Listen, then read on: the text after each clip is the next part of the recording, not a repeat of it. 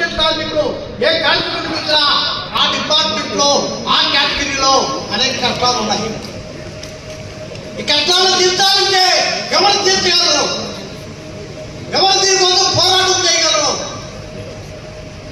ఎవరు దీనికోసం త్యాగాలు చేయగలరు? ఆలోచించండి. త్యాగాలు చేసే ఆర్గనైజేషన్లు ఈరోజు ఉన్నాయా? పోరాటాలు చేసే ఆర్గనైజేషన్లు ఈరోజు ఉన్నాయా? 74 తర్వాత మీకు సమ్మె లేదు. 50 సంవత్సరాలు దాటిపోయింది, సమ్మె లేదు, త్యాగాలు లేవు. పదవులు అనుభవిస్తున్నాం మనందరం, నాతో సహా. ఆ పదవికి వెండి తెచ్చే పని ఏం తెచ్చా మనం? ఆత్మవిమర్శ చేసుకోండి. ఈ పదవి